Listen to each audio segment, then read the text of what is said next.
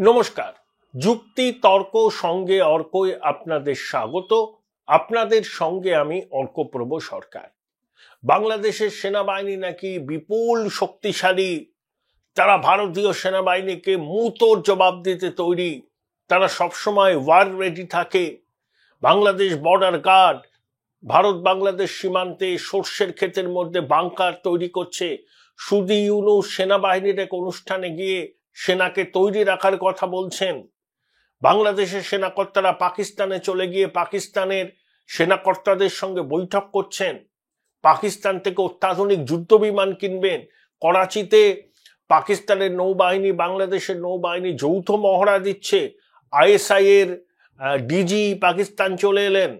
সেখানে আনসারুল্লাহ বাংলার প্রধান জঙ্গি জসিমউদ্দিন রহমানির সঙ্গে বৈঠক করে চিকেন নেকে কিভাবে হামলা চালানো যায় তা নিয়ে ছক কষলেন। তারপরেই আমরা দেখলাম বঙ্গবন্ধুর ৩২ নম্বর ধানমন্ডির বাড়িকে ধূলিসাৎ করে দেওয়া হলো বুলডোজার দিয়ে। বাংলাদেশের বিভিন্ন জায়গায় আওয়ামী লীগের নেতাদের বাড়িঘর আক্রমণ করা হচ্ছে, অভিনেত্রীদের থানায় ডেকে হেনস্থা করা হচ্ছে। তবে পাল্টা আওয়ামী লীগও এবার পথে নামছে, তারাও এবার একটা প্রতিরোধের রাস্তায় যাচ্ছে। কারণ কি বলছি, জল যখন মাথার উপর দিয়ে বইতে শুরু করে তখন আর কিছু করার থাকে না। It's a fact. তখন আর কিচ্ছু করার থাকে না, এটাই হচ্ছে।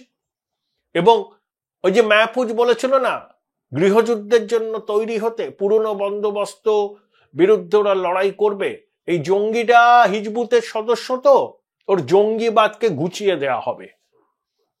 এবং এই যে সমন্বয়ক সব কটা জঙ্গি, মাদ্রাসা শিক্ষায় শিক্ষিত, এরা মস্তিষ্ক মধ্যে ঘৃণা। এদের মধ্যে আপনি কোথাও কোনো রকম সহাবস্থানের মনোভাব পাবেন। এই যে আপনার ধানমন্ডিতে শেখ মুজিবের বাড়ি যখন ভাঙা হলো তখন পাকিস্তানের ফ্ল্যাগ, আইসিসের ফ্ল্যাগ উঠতে দেখা গেছে, উর্দুতে কথা বলতে শোনা গেছে।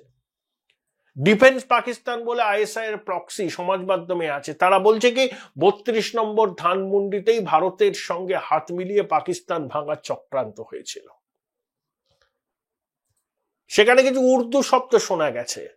আসলে বাংলাদেশে এখনো প্রায় ১.৫ লাখের মতো উর্দুভাষী মানে বিহারি মুসলমান আছে, যারা মানে করাচিতে আছে। করাচিতে ওই MQM মুভমেন্ট হতো না, মুত্তাহিদি কোয়ামি মুভমেন্ট, আলতাফ হোসেন তার নেতা ছিল।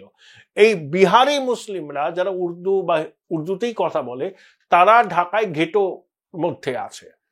তাদের ভীষণ রাগ মুক্তিযুদ্ধের পক্ষের শক্তিদের বিরুদ্ধে।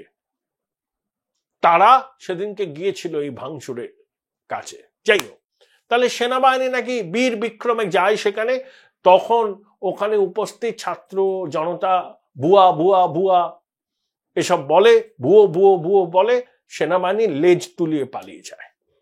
এখানেই প্রশ্ন, বাংলাদেশের সেনাবাহিনী হাতে চুরি পরে বসে থাকে? এটাই আমার মতে বাস্তব। জানেন তো, বাংলাদেশের সেনাবাহিনী কোনদিন যুদ্ধ বিগ্রহে জড়ায়নি, সেভাবে ইনসার্জেন্সি মোকাবিলাও তারা করেনি।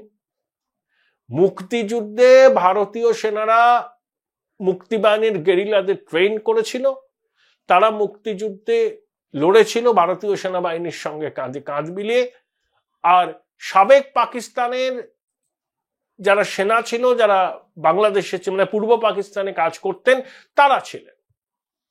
কিন্তু ৭১-এর মুক্তিযুদ্ধের পর বাংলাদেশের সৈন্যবাহিনীকে কোনো রকম লড়াই সংঘর্ষের মধ্যে দিয়ে যেতে হয়,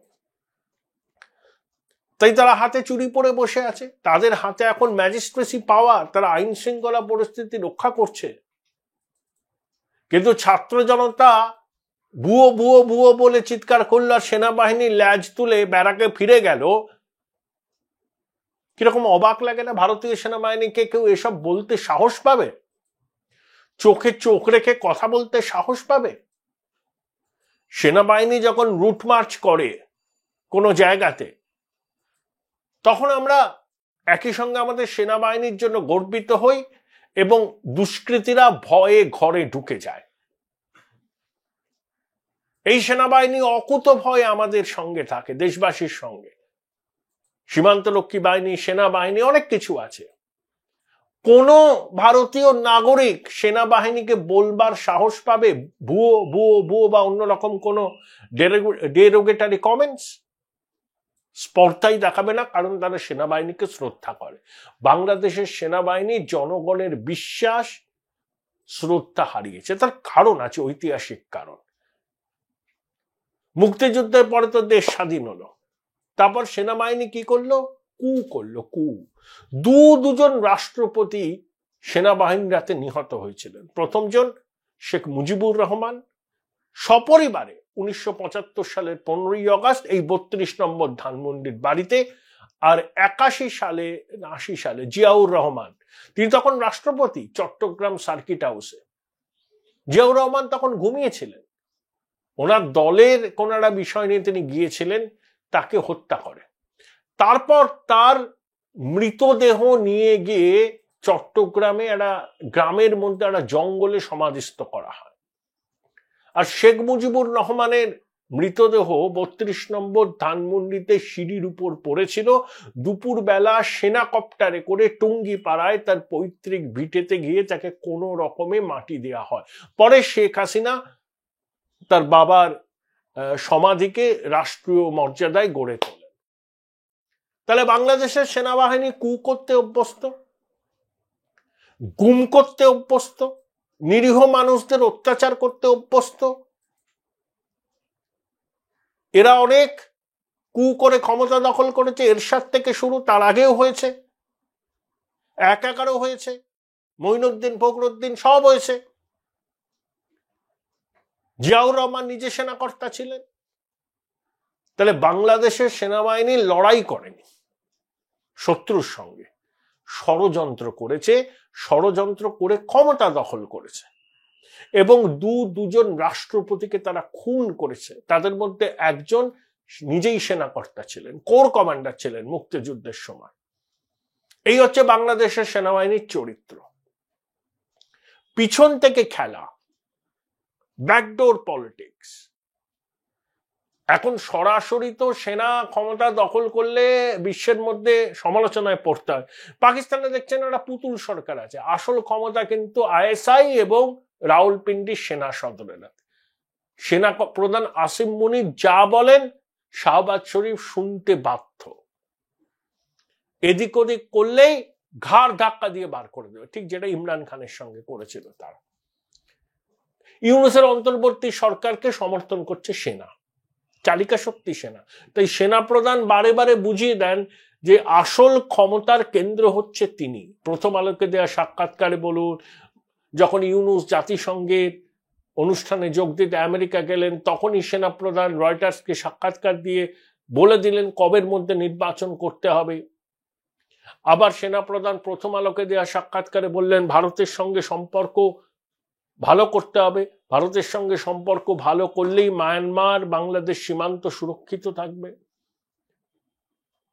তাহলে সেনারা বাংলাদেশে প্রভূত ক্ষমতার অধিকারী। বিশেষ করে রাজনৈতিক নেতৃবৃন্দ যখন দুর্বল হয়, তখন সেনা আরো ক্ষমতার অধিকারী হয়ে ওঠে। আর যেহেতু এই সেনা কখনো যুদ্ধ করেনি, এখন তারা ম্যাজিস্ট্রেসি পাওয়ার নিয়ে আইন শৃঙ্খলা রক্ষা করছে, তাই তারা হতবম্ব দ্বিধান্বিত, কি করবে, কোনো স্পষ্ট ইনস্ট্রাকশন নেই। সেই জন্য তাদেরকে ভুয়ো স্লোগান শুনতে হয়েছে ছাত্র জনতার কাছ থেকে। এই যে কদিন আগে বিএনপির এক যুব নেতাকে সেনাবাহিনী তুলে নিয়ে গিয়ে খুন করেছে। বিএনপির নেতারা সেনাবাহিনীর দিকে আঙুল তুলতে পারছে না, তারা বলছে সাদা পোশাকে কয়েকজন লোক এসে তুলে নিয়ে গেছে। আবার বলছে আওয়ামী লীগের লোকজন তো এখনো আছে প্রশাসনের অন্দরে। সেনা যে গুম খুন করতে বাংলাদেশে অভ্যস্ত, সেটা বাংলাদেশের মানুষ জানেন, কিন্তু সংবাদ মাধ্যমে নিয়ে কিছু বলে না।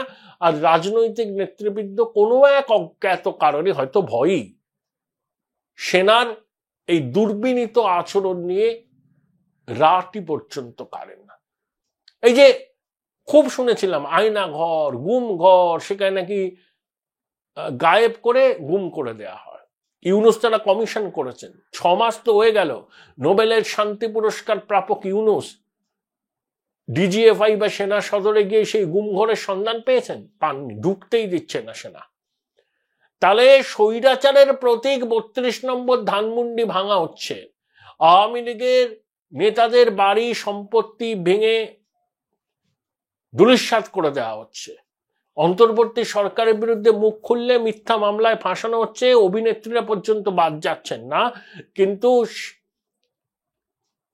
সেনা যেখানে ওই কি আয়নাঘর বা গুমঘর করে রেখেছিল, যেটা নিয়ে ইউনূস বড় বড় কথা বলেছিলেন, তার অস্তিত্বই খুঁজে পাওয়া যাচ্ছে না, ঢুকতেই পারছে না ইউনূস। নোবেলের শান্তি পুরস্কার পাওয়া, ভাবতে পারছেন কত বড় লোক, সারা বিশ্বে ইউনূসের নামে জয়ধ্বনি করে যে বাংলাদেশকে রক্তে ভাসিয়ে দেওয়ার জন্য। Join Indian Institute of Hotel Management now. Right choice, right decision. আসলে ভয় পায় এই হতবীর্য লোকগুলো, সেনাকে ভয় পায়, কারণ সেনা লড়াই করতে পারে না ঠিক আছে, কিন্তু গুম খুন করতে একেবারে পারদর্শী। যখন তখন যাকে খুশি রাতের অন্ধকারে ভোরবেলা প্রকাশ্য দিবালোকে বাড়ি থেকে তুলে নিয়ে আসে বাবা মার সামনে, তারপর তার আর খোঁজ মেলে না, তারপরে অর্ধমৃত অবস্থায় ফেরত দেওয়া হয়, যা মরে যাওয়ারই সামিল। দীর্ঘদিন ধরে হয়েছে, হাসিনা জমানাতে হয়েছে, এখনো হচ্ছে। এখন সেনা আরো পাওয়ারফুল, তারা বুঝতে পেরেছে যে তারাই হচ্ছে আসল ক্ষমতার উদ্দেশ্য। বাংলাদেশের সেনাবাহিনী, আমি আগের প্রতিবেদনে বলেছিলাম যে রাষ্ট্রপুঞ্জের শান্তি বাহিনীতে সব থেকে বড় সংখ্যায় যায়, কারণ ডলার কামানোর সুযোগ, এবং রাষ্ট্রপুঞ্জের শান্তি বাহিনীতে যোগদান করার জন্য রীতিমতো লবিবাজি চলে বাংলাদেশের সেনাবাহিনীর মধ্যে, ধরা ধরি উৎকোচ প্রদান সবকিছু হয়। হাসিনা একবার সতর্ক করেছিলেন সেনাবাহিনীকে, যারা অনির্বাচিত অগণতান্ত্রিক সরকারকে সমর্থন করছে তারা কিন্তু ভবিষ্যতে রাষ্ট্রপুঞ্জে শান্তি বাহিনীতে যোগদানের সুযোগ পাবেন না। সেনাবাহিনীকে সতর্ক করে দিয়েছিলেন সেনাবাহিনীর জওয়ান অফিসারদের, কারণ রাষ্ট্রপুঞ্জে শান্তি বাহিনীর সব থেকে বেশি সদস্য যায় বাংলাদেশ থেকে, এবং সেখানে যাওয়ার জন্য একেবারে হুড়োহুড়ি পড়ে যায়, কারণ নগদ নারায়ণের আকর্ষণ। তাহলে যে সেনা রাষ্ট্রপুঞ্জে শান্তি বাহিনীতে যায় সেই সেনা নিজের দেশে শান্তি রক্ষা করতে পারে না। সেই সেনাকে দেখে ছাত্ররা, জনতা বা জঙ্গিরা তাড়া করে, ভুয়ো ভুয়ো বলে স্লোগান দেয়, সেনাবাহিনী ল্যাজ তুলে সেনা ব্যারাকে ফিরে যায়। এই হচ্ছে বাংলাদেশের সেনাবাহিনীর ক্ষমতা। কিন্তু সুযোগ সুবিধা কম পায় না, প্রচুর সুযোগ সুবিধা। এখন পাকিস্তানে তো একটা ফেল স্টেট, পিছিয়ে পড়া দেশ, 1000 পাকিস্তানি টাকায় 1 লিটার পেট্রোল পাওয়া যায়, কিন্তু পাকিস্তানের ব্যুরোক্র্যাট বলুন, পলিটিশিয়ান বলুন, সেনাকর্তা বলুন, সবারই বিদেশে নামি দামি দামি অ্যাপার্টমেন্ট, বাংলো, বিদেশি গাড়ি, ব্যাংক ব্যালেন্স আছে। বাংলাদেশের সেনাকর্তারাও দেখবেন প্রত্যেকের কোথাও না কোথাও সম্পত্তি আছে, তারা খুব ক্রিম ডে লা ক্রিম অফ দ্য সোসাইটি, কিন্তু কার্যক্ষেত্রে ঠুটো জগন্নাথ। তারা একটা সামান্য বিক্ষোভ টাঙাতে পারে না, হাত গুটিয়ে বসে থাকে, লেজ তুলে পালায়। এরাই আবার শান্তি বাহিনীতে যায়, রাষ্ট্রপুঞ্জের দেশে দেশে শান্তি বাহিনী যায় যখন, শান্তির কাজে যায় বাংলাদেশ সেনা।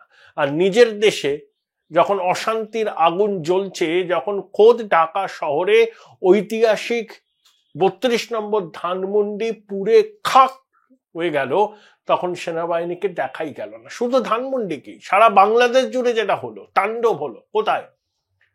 সবকিছু মিটে যাওয়ার পর সেনাবাহিনী আসে। এক সেনাকর্তা কুমিল্লাতে মাইক নিয়ে বলছে, ইসকন জঙ্গি সংগঠন, ইসকনের কাজ বাংলাদেশে করতে দেওয়া যাবে না। ইসকন জঙ্গি সংগঠন, পৃথিবীর কোনো দেশ এটা মানবে না। স্বয়ং তুলসী গাবার্ড, আমেরিকার ইন্টেলিজেন্স ডিরেক্টর, প্র্যাকটিসিং হিন্দু, ইসকনের সদস্য। আসলে হিজবুত তাহরির, আল কায়দা, আইসিস, মাইসিস, কত গিয়েছে না, লস্করে তৈবা, এইসব ফান্ডামেন্টালিস্ট ইসলামিক সংগঠন সারা বিশ্ব এদেরকে ঘৃণা করে, ইসলামোফোবিয়ায় ভোগে। সঙ্গত কারণ আছে।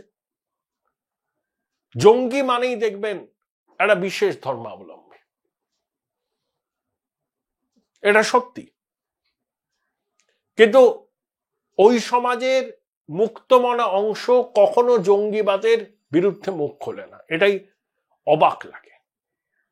এখনো বাংলাদেশের রাস্তায় হিজবুত তাহরীর প্রকাশ্যে সভা সমিতি করছে, খিলাফত প্রতিষ্ঠার কথা বলছে, নিষিদ্ধ সংগঠন, পুলিশ থামাচ্ছে না, সেনাবাহিনীকে দেখা যায় না। পাকিস্তানে পর্যন্ত হিজবুত তাহরীর নিষিদ্ধ। লেবানন, ইয়েমেন এবং ইউনাইটেড আরব এমিরেটস ছাড়া কোথাও হিজবুত তাহরীরের স্বীকৃতি নেই, সব জায়গায় নিষিদ্ধ। আর বাংলাদেশের স্বরাষ্ট্র সচিব হিজবুত তাহরীরের প্রতিষ্ঠাতা, প্রধান উপদেষ্টার মুখ্য সহকারী হিজবুত তাহরীরের সক্রিয় জঙ্গি। বাহ, চমৎকার। তাই নিজেদের পাপ ঢাকতে ইসকনের মতো যারা ভক্তিবাদ প্রচার করে তাদের গায়ে জঙ্গি তকমা লাগাচ্ছে ইউনূসের জঙ্গি সরকার। এবং অবাক হয়ে গেলাম আনন্দবাজার রিপোর্ট পড়ে, এক সেনাকর্তা মাইকে বলছে যে ইসকন জঙ্গি সমর্থক, ইসকন জঙ্গি সংগঠন। মানে সেনাবাহিনীর মধ্যে কতটা র্যাডিকালাইজেশন হয়েছে। ইসকনের নিরীহ ভক্তদের দিকে তারা বন্দুক তাক করে, কিন্তু ৩২ নম্বর ধানমন্ডিকে যখন জঙ্গি জিহাদিরা ভেঙে গুড়িয়ে দেয়, যখন যেখানে আইসিসের পতাকা ওড়ে, যখন সেখানে পাকিস্তানের ফ্ল্যাগ ওড়ে, তখন সেনা ল্যাজ গুটিয়ে ব্যারাকে পালিয়ে যায়। এই হচ্ছে বাংলাদেশ সেনার প্রকৃত চরিত্র। মেরুদণ্ড বলে কিচ্ছু নেই, শুধু ষড়যন্ত্র করেছে বাংলাদেশের সেনা। ৫৩ বছরের স্বাধীনতা বাংলাদেশ পেয়েছে, তো রক্তের বিনিময়ে স্বাধীনতা অর্জিত হয়েছে। দুজন রাষ্ট্রপতিকে সেনাবাহিনী খুন করেছে, এখনো তারা ক্ষমতা দখলের স্বপ্ন দেখে, কিন্তু সরাসরি পারে না, তো সেই জন্য ব্যাকডোরে নানা রকম খেলা খেলে। এই হচ্ছে বাংলাদেশের সেনাবাহিনীর প্রকৃত চরিত্র।